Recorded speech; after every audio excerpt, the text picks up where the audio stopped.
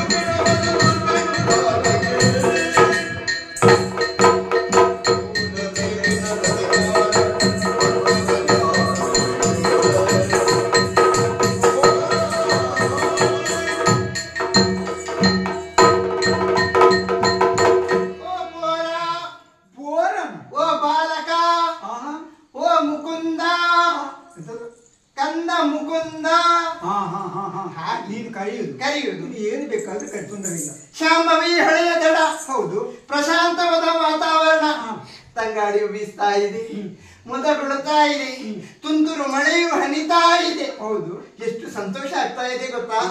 ನಾನು ನನ್ನಷ್ಟಕ್ಕೆ ಸುತ್ತಾಡಿಕೊಂಡು ಬರುವಂತಹ ವೇಳೆಯಲ್ಲಿ ನನ್ನನ್ನು ತಡೆದು ನಿಲ್ಲಿಸಿ ಕೇಳ್ತಾ ಇದ್ದಿ, ಎಲ್ಲಿಗೆ ಹೋಗುವಳು, ಎಲ್ಲಿಂದ ಬಂದದ್ದು, ನಿನ್ನ ವಿಳಾಸ ತಿಳಿಸು ಅಂತೇಳಿ. ಹೌದು, ಹೌದೇನೋ? ಏನು, ನಾನು ಎಲ್ಲಿಂದ ಬೇಕಾದ್ರೂ ಬರ್ತೇನೆ, ಎಲ್ಲಿಗೆ ಬೇಕಾದ್ರೂ ಹೋಗ್ತೇನೆ. ನನ್ನನ್ನು ವಿಚಾರಿಸುವವ ನೀನು ಯಾರು ಬೇಕಲ್ಲ. ನಾನು ಈಗ ನನ್ನ ಪರಿಚಯ ಆಗಲಿಲ್ಲ, ನಾನು ಯಾರು ಗೊತ್ತುಂಟು? ಓ, ಆ ಕಡೆಗೆ ದೃಷ್ಟಿ ಹರಿಸ್ತೇನೆ.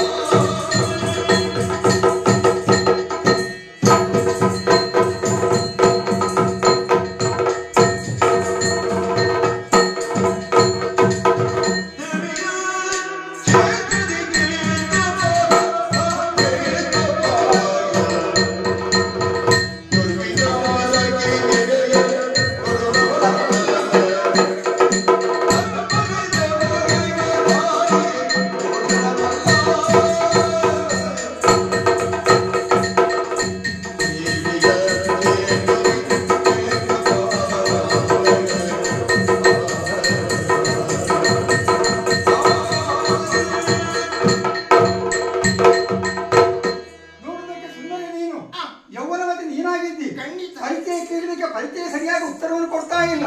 ಏನೇ ಇಲ್ಲಿ ನನ್ನ ಪರಿಚಯ ನಿಮಗೆ ಬೇಕಲ್ಲ. ಹೌದು, ಹೇಳ್ತೇನೆ. ಓ, ಆ ಕಡೆಗೆ ನೋಡು, ದುರ್ಗಾ ಪರಮೇಶ್ವರಿ ದೇವಸ್ಥಾನ. ಆ ದುರ್ಗಾ ಪರಮೇಶ್ವರಿಯ ಭಕ್ತ ನಾನು, ಅವಳ ದಾಸ ನಾನು. ನನ್ನ ಹೆಸರು ಕ್ಷೇತ್ರಪಾಲ, ಧರ್ಮಪಾಲ ಎಂಬುದಾಗಿ. ಇಲ್ಲಿಯ ಏನೇ ಕ್ಷೇತ್ರಗಳು ಅಡಚಣೆ ಬಂದ್ರೆ ಆವಾಗ ನಾನು ಅಲ್ಲಿ ಇರ್ತೇನೆ. ಇಲ್ಲಿ ಏನೇ ಅನ್ಯಾಯ ಅನಾಚಾರಗಳಿಗೆ ಎಡೆ ಮಾಡಿ ಕೊಡುವ ನಾನಲ್ಲ. ಒಂದ್ ವೇಳೆ ಹಾಗೆ ಆಯ್ತು ಅಂತ ಇದ್ರೆ ತಾಯಿಗೆ ಅಪಮಾನ ಮಾಡಿದ ಹಾಗಾಗ್ತದೆ. ಹಾಗಾಗಬಾರ್ದು ಎಂಬುದಕ್ಕೆ ಬೇಕಾಗಿ, ಧರ್ಮ ರಕ್ಷಣೆಗೆ ಬೇಕಾಗಿಯೇ ನಾನು ಇರುವವ. ಹಾಗೆಂತ ನನ್ನ ಹೆಸರು ಹೇಳಿದ್ದಾನೆ, ಕ್ಷೇತ್ರಪಾಲ ಧರ್ಮಪಾಲ ಎಂಬುದಾಗಿ. ಅದಕ್ಕೆ ಬೇಕಾಗಿ ಕ್ಷೇತ್ರಪಾಲ, ಧರ್ಮಪಾಲ, ಪಿತ್ತ ತಲೆಗೆ ಅಡಿಗೆ ಹೋಗಲಿ ನಿನಗೆ. ಯಾಕಂದ್ರೆ ಅಮ್ಮನ ಅಣತಿ ಸಿಕ್ಕಿದೆ. ನಾನು ಇಲ್ಲಿಯ ಕ್ಷೇತ್ರಪಾಲ, ಹೌದು, ನನ್ನಿಂದಲೇ ಇಲ್ಲ ಅಂತೇಳಿ ನಿನ್ನ ಅಹಂಕಾರದ ಮಾತು, ನಿನ್ನ ಕೊಬ್ಬಿದ ಮಾತು ನನ್ನಲ್ಲಿ ನಡೀಲಿಕ್ಕಿಲ್ಲ ಏನೋ. ನಾನು ಎಲ್ಲಿ ಬೇಕಾದ್ರೂ ಸುತ್ತಾಡ್ತೇನೆ. ಹಾಗೆ ಗಂಡಸರಲ್ಲಿ ಮಾತಾಡೋದು ಸೌಮ್ಯ ಸ್ವಭಾವದಿಂದ ಮಾತಾಡೋದು. ಉದ್ದೌದ ಹಿಂದಿ ಮಾತು ಕಿಚ್ಚಾಡಿ ಮಾತ್ರ ಅರ್ಥ ಆಗ್ತದೆ. ಹಾ. ಅದಕ್ಕೆ ನೀನು ಒಂದು ಉಪಾಯ ಹೇಳ್ತೀನಿ. ಏನು? ಒಂದು ಸಂತೆ ಮಾಡು. ಏನು? ಒಂದು ಮನೆ ಬಿಟ್ಟು ಬಂದವಳಾದ್ರೆ ಹಾ. ಇಲ್ಲಿ ಸರಿಯಾದ ವ್ಯವಸ್ಥೆ ಉಂಟು. ಏನು? ಗೊತ್ತು. ಓ ಅಲ್ಲಿ ಒಳಗೆ ಹೋಗು, ಅಲ್ಲಿ ಹೋಗಿ ಊಟದ ಛತ್ರ ಉಂಟು. ಊಟದ ಛತ್ರ ಇರ್ಬೋದು, ಊಟ ಕೊಡ್ಬೇಕಲ್ಲ ಅಲ್ಲಿ. ಊಟ ಕೊಡ್ತಾರೆ. ಕೊಡ್ತಾರಾ? ದೇವಿಯ ಹೆಸರು ಹೇಳಿದ್ರೆ ಸಾಕು, ಹಾ. ಊಟ ಅವರು ಕೊಡ್ತಾರೆ. ಹಾ. ಊಟ ಕೊಟ್ಟು ನೀನು ಅಲ್ಲಿಂದ ಹೋಗೋದ್ರೆ ಹೋಗ್ಬೋದು, ಹಾ. ಅಥವಾ ನೀ ಹೋಗೋದಕ್ಕೆ ಭಯ ಆಗ್ತದೆ ಅಂತಿದ್ರೆ ಸರಿ. ಹೋಗುವಂತ ಅಗತ್ಯ ಏನಿಲ್ಲ. ಹಾ. ಓ ಆ ಕಡೆಗೆ ಬಾ, ಹಾ. ಅಲ್ಲಿ ವಿಶ್ರಾಂತಿ ಗೃಹ ಉಂಟು, ಹಾ. ಅಲ್ಲಿ ಹೋಗಿ ವಿಶ್ರಾಂತಿ ಪಡಿ. ನಾಳೆ ಬೆಳಿಗ್ಗೆ ಎದ್ದು ಹೋಗಬಹುದು. ಸರಿ. ಅದು ಅಲ್ಲದೇ ಇದ್ರೆ ಇದ್ರೆ ನಾನು ನಿನ್ನ ಜೊತೆಯಲ್ಲಿ ಬರ್ತೇನೆ. ಹಾ. ನಿನ್ನ ಹತ್ತಿರ ಮನೆ ಇದ್ರೆ ನಿನ್ನ ಮನೆಯ ತನಕ ತಲುಪಿಸಿ ಬಿಡುವಂತ ಕೆಲಸ ಅನ್ನೋದು ಆ ಹೊಣೆಗಾರಿಕೆ ನಾನು ಹೊತ್ತುಕೊಳ್ತೇನೆ. ಯಾರು ಹೇಗೆ ಹೋಗುದಿಲ್ಲ, ನಾನಿಲ್ಲೇ ಇದ್ದುಕೊಳ್ತೇನೆ. ನೀನು ಮಾಡುದನ್ನು ಮಾಡು. ನೀನು ಹಠವ ನಿಂದು. ಹೌದು. ತುಟಿ ಮೀರಿದ ಹಲ್ಲು ಅದಿರಬಾರ್ದು, ಅದನ್ನು ಬುದ್ಧಿ ತೆಗಿಬೇಕು. ಮನೆಯಿಂದ ದೊಡ್ಡ ದೊಡ್ಡ ಮೆಟ್ಟಿಗಲ್ಲು ಅದನ್ನ ಅರ್ಧ ತೆಗಿಬೇಕು. ನಿನಗೆ ನಾಲ್ಕು ಬೀಳೋದು ಅಷ್ಟೇ.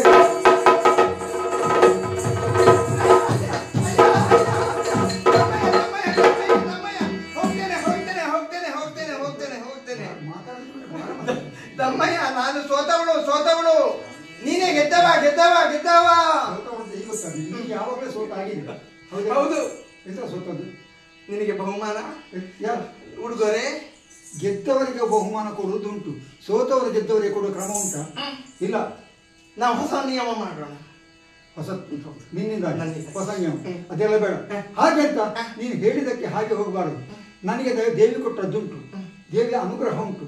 ಆದ್ರೆ ಒಂದು ಮಾತು ಹೇಳ್ತೀನಿ, ನಿನಗೆ ಏನಾದ್ರು ಬೇಕು ಅಂತ ಇದ್ರೆ ಕೇಳಿಕೊ, ನಾನು ಕೊಡ್ತೇನೆ. ಕೊಡ್ತೀಯಾ? ಹೌದು, ನನ್ನದಲ್ಲ, ಶ್ರೀ ದೇವಿದ್ದು. ಕೈ ತಟ್ಟಿ ಭಾಷೆ ಕೊಡು. ಕೈ ತಟ್ಟಿ ನಿನ್ನ. ಹೌದು. ಹೆಂಗಸರ ಮೀನುಟ್ಟು ಅಂತ ಜಯಮಾನ ನನ್ನದಲ್ಲ. ನಿನ್ನ ಗಾಳಿ ಸೋಕಿದ್ರೆ ಇನ್ನು ನಿನ್ನ ಗಾಳಿ ಸೋಕಬಾರ್ದು. ಗಾಳಿ ಸೋಕದಿಲ್ಲ, ಕೈ ತಟ್ಟಿದ್ರೆ ಸಾಕು. ನೀನು ಕೈ ತಟ್ಟು ಹಾಕಿಲ್ಲ, ದೇವಿ ಮೇಲೆ ಆಣೆ ಹಾಕಿ ಹೇಳ್ತಾ ಇದ್ದೇನೆ. ನೀನು ಕೇಳಿದ್ದನ್ನು ನಾನು ಕೊಡ್ತಿದ್ದಾನೆ. ಆ ಸೂರ್ಯ ಚಂದ್ರ ಇರುವ ತನಕ ನನ್ನ ಪಾದ ಸೇವಕನಾಗಿ ಬಿದ್ದಿರಲಿಲ್ಲ.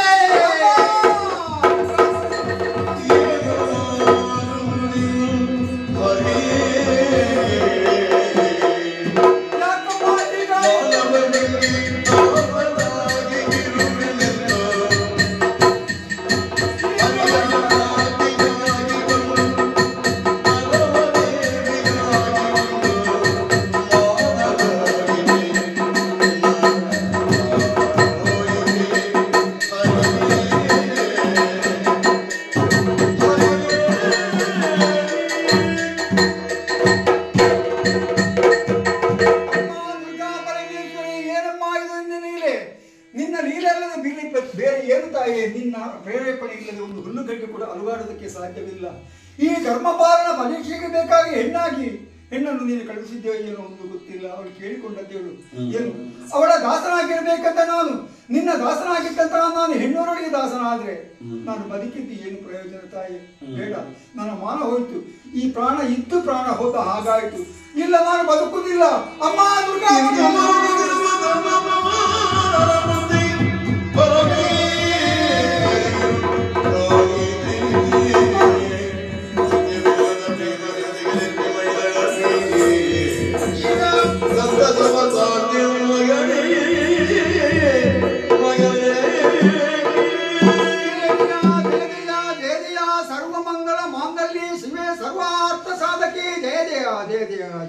ಮಗನೇ ಕ್ಷೇತ್ರಪಾಲ, ಏಳು ಎದ್ದೇಳು, ಧೈರ್ಯ ತಂದುಕೋ. ಅಮ್ಮ, ಹೆಣ್ಣೂರೊಳಗೆ ಸೋತಂತ ನಾನು ಹೆಣ್ಣಿನ ದಾಸನಾಗಬೇಕಂತ ತಾಯಿ ಕೊಟ್ಟ ಮಾತಿನ ಪ್ರಕಾರ ಇನ್ನು ಮುಂದಕ್ಕೆ ನಿನ್ನ ದಾಸನಾಗಿರ್ಬೇಕಾದ ನಾನು ಆ ಹೆಣ್ಣಿನ ದಾಸನಾಗಬೇಕಾದ. ಆ ಹೆಣ್ಣು ಬೇರೆ ಯಾರಲ್ಲ ಮಗನೇ, ಆ ಹೆಣ್ಣೇ ಈ ಹೆಣ್ಣು, ಈ ಹೆಣ್ಣೇ ಆ ಹೆಣ್ಣು. ಅಮ್ಮ, ಯಾಕಮ್ಮ ಹೀಗಾಯಿತು? ನಿನ್ನ ಭಾವನೆ ಏನೆಂಬುದನ್ನು ಪರೀಕ್ಷೆ ಮಾಡುವುದಕ್ಕಾಗಿಯೇ ದುರ್ಗಾ ಪರಮೇಶ್ವರಿಯಾದ ನಾನೇ ಮುಂದಾದವಳು ಮಗನೇ. ಆ ಪರೀಕ್ಷೆಯಲ್ಲಿ ನೀನು ತೇರ್ಗಡೆ ಹೊಂದಿದ್ದಿ. ಅಮ್ಮ, ಇನ್ನು ಮುಂದೆ ನಿನ್ನ ಅಪ್ಪಣೆ ಏನು ತಾಯಿ? ನನ್ನ ಕ್ಷೇತ್ರದಲ್ಲಿ ಎಡಭಾಗದಲ್ಲಿ ನೀನು ಕ್ಷೇತ್ರಪಾಲಕನಾಗಿ ಉಳಿದುಕೊಳ್ಳಬೇಕು. ಆಯಿತು. ಅದಲ್ಲದೆ ಈ ಕ್ಷೇತ್ರಕ್ಕೆ ಬರುವಂತಹ ಭಕ್ತಾದಿಗಳು ಶಾಂಭವಿ ಹೊಳೆಯಲ್ಲಿ ಮಿಂದು ಶುಚೀರ್ಭೂತರಾಗಿ ಬಂದು ಕೆಲವೊಂದು ಸೇವೆಗಳನ್ನು ನೆರವೇರಿಸಲಿದ್ದಾರೆ. ಹೂವಿನ ಪೂಜೆ, ಕುಂಕುಮಾರ್ಚನೆ, ದುರ್ಗಾಪಾರಾಯಣ, ಲಲಿತ ಸಹಸ್ರನಾಮ, ರಂಗಪೂಜೆ, ಯಕ್ಷಗಾನ, ಕಂಕಣ ಭಾಗ್ಯ, ಸಂತಾನ ಭಾಗ್ಯವನ್ನು ಬೇಡಿದಲ್ಲಿ ಭಕ್ತರ ಇಷ್ಟಾರ್ಥವನ್ನು ಪರಿಹರಿಸ್ತೇನೆ. ದುರ್ಗಾ ಪರಮೇಶ್ವರಿ ಆಗಿರ್ತೇನೆ, ದುರ್ಗಾ ಪರಮೇಶ್ವರಿ ಆಗಿರ್ತೇನೆ, ದುರ್ಗಾ ಪರಮೇಶ್ವರಿ ಆಗಿರ್ತೇನೆ. ಹಬ್ಬನಾಡು ಕ್ಷೇತ್ರ ಮಹಾತ್ಮೆಯ ಕೊನೆಯ ಭಾಗವನ್ನು ಈ ಮನೆಯಲ್ಲಿ ನಮಗೆ ಆಡೋದಕ್ಕೆ ಅವಕಾಶವನ್ನು ಮಾಡಿಕೊಟ್ಟಿದ್ದೀರಿ. ಒಳ್ಳೆ ರೀತಿಯಲ್ಲಿ ಬರಮಾಡಿಕೊಂಡು ನಮಗೆ ಒಳ್ಳೆ ರೀತಿಯ ಸಹಕಾರವನ್ನು ಮಾಡಿಕೊಟ್ಟಿದ್ದೀರಿ. ನೀವು ಸಣ್ಣ ಮೇಳದ ಯಕ್ಷಗಾನವನ್ನು ಆಡಿಸಿದಾರಲ್ಲ, ದೊಡ್ಡ ಮೇಳದ ಸೇವೆಯ ಆಟವನ್ನು ಆಡಿಸಿದಂತಹ ಪ್ರತಿಫಲ ನಿಮ್ಮ ಪಾಲಿಗೆ ಸಿಕ್ಕಿನಿಂದ ದೇವರಲ್ಲಿ ಪ್ರಾರ್ಥನೆ ಮಾಡ್ತಾ ಇದ್ದೇವೆ. ಇನ್ನು ಮುಂದೆ ನಿಮ್ಮ ಮನೆಗೆ ಬರುವಾಗ ಇದಕ್ಕಿಂತ ಹೆಚ್ಚಿನ ಸಹಕಾರವನ್ನು ಕೊಡಬೇಕು ಎಂದು ನಿಮಗೆ ಪ್ರಾರ್ಥನೆ ಮಾಡ್ತಾ ಇದ್ದೇವೆ. ಈ ಮನೆಯಲ್ಲಿ ಸುಖ ಶಾಂತಿ ಎಂದೆಂದಿಗೂ ನೆಲೆಯಾಗಿರಲಿ, ಈ ಮನೆ ಉತ್ತರೋತ್ತರ ಅಭಿವೃದ್ಧಿ ಆಗಲಿ ದೇವರಲ್ಲಿ ಪ್ರಾರ್ಥನೆ ಮಾಡ್ತಾ ಈ ಕಥೆಗೆ ಮಂಗಳಕ್ಕೆ ಅಪ್ಪನಿಗೆ